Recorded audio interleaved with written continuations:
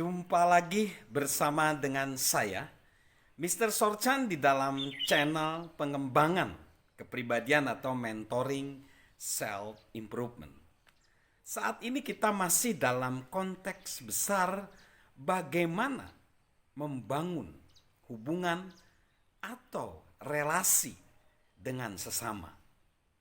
Dan saat ini kita akan memikirkan apa sih hubungan yang terpenting di dalam hidup kita. Ternyata hubungan yang terpenting dalam hidup kita adalah keluarga. Keluarga adalah hubungan yang terpenting di dalam kehidupan kita. Jika hubungan dengan keluarga kita beres, maka membangun hubungan dengan semua hal lainnya akan lebih mudah. Jika hubungan dengan keluarga kita beres, berhasil, maka hubungan yang lainnya di dalam kehidupan kita akan lebih mudah. Menurut data, angka perceraian di Indonesia begitu tinggi. Bahkan di provinsi di mana saya ada di Jawa Timur ini, itu tinggi angka perceraiannya.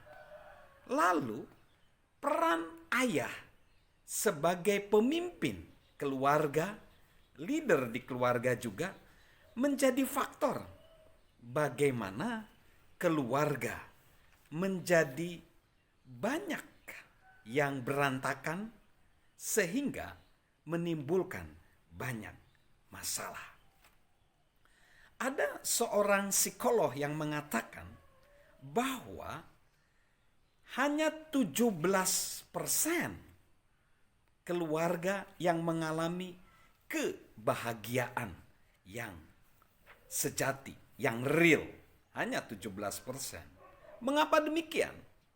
Karena memang membangun dan mempertahankan keluarga yang kuat itu tidak mudah. Banyak aspek, banyak persoalan.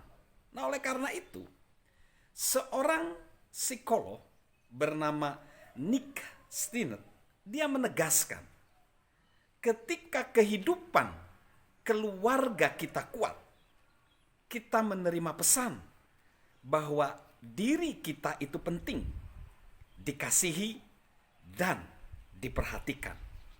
Menerima kasih, cinta, dan respek dengan positif akan memberi sumber daya dalam diri kita untuk mengatasi kehidupan lebih sukses. Jadi, keluarga yang kuat itu memiliki banyak keuntungan.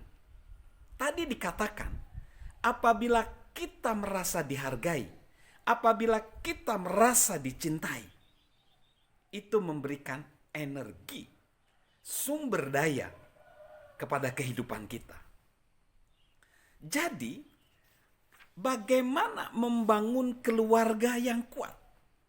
Membangun keluarga yang kuat, kita perlu menunjukkan rasa penghargaan satu terhadap yang lain.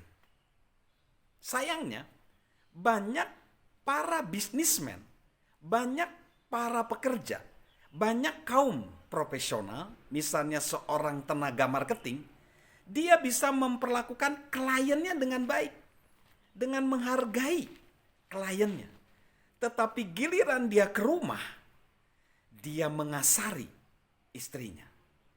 Ada juga seorang profesional, seorang dokter yang begitu baik terhadap pasiennya. Tetapi ketika pulang ke rumah, dia marah-marah terhadap anaknya, memarahi anaknya. Oleh karena itu, maka kunci daripada membangun keluarga yang kuat, kita harus menghargai anggota keluarga satu dengan yang lain. Lalu yang kedua, kita perlu meluangkan waktu bersama dengan keluarga. Sebelum pandemi berlangsung, banyak keluarga yang begitu sibuk. Memang mereka meluangkan waktu di weekend untuk berwisata, untuk rekreasi. Tetapi setelah pandemi, nilai-nilai kekeluargaan justru diingatkan oleh alam semesta ini, di mana kita perlu meluangkan kebersamaan bersama dengan anggota keluarga. Lalu yang selanjutnya, kita perlu menangani krisis dengan cara yang positif. Setiap keluarga mengalami permasalahan. Namun, tidak semua keluarga dapat menanggapi permasalahan dengan cara yang tepat. Beberapa keluarga justru banyak yang menjadi berantakan karena kepala keluarga atau orang tua di keluarga itu memilih untuk menghindari permasalahan, sehingga justru keluarganya menjadi lemah. Seorang bernama M. Scott Peck, penulis buku The Road Less Traveled, memberikan beberapa pemikiran yang sangat baik mengenai permasalahan dan bagaimana kita bisa menanganinya. Dia berkata seperti ini: proses menemukan dan memecahkan masalah akan membuat hidup menjadi berarti. Masalah adalah hal unik yang membedakan antara kesuksesan dan kegagalan. Karena harus dipecahkan dengan penuh keberanian dan kebijaksanaan. Masalah pun membuat kita menjadi berani dan bijaksana. Kita bisa bertumbuh secara mental dan spiritual hanya melalui masalah. Kita belajar melalui sakitnya konfrontasi dan usaha untuk memecahkan masalah itu.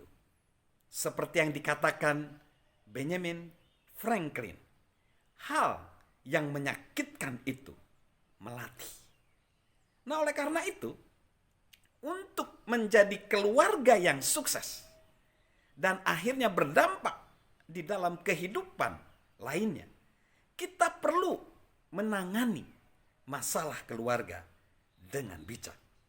Tipsnya adalah ketika ada permasalahan, serang permasalahannya, bukan menyerang orangnya. Lalu yang selanjutnya, kumpulkan semua fakta.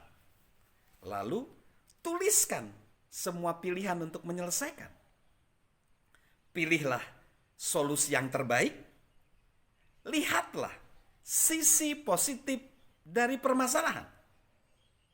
Jangan pernah kehilangan kasih sayang kita. Karena ini yang terpenting. Seberapapun buruknya keadaan atau seberapapun besarnya kemarahan kita ketika kita ada di keluarga, jangan pernah kehilangan kasih sayang kita terhadap pasangan dan anak-anak kita. Jadi, memang kita perlu menyatakan perasaan kita.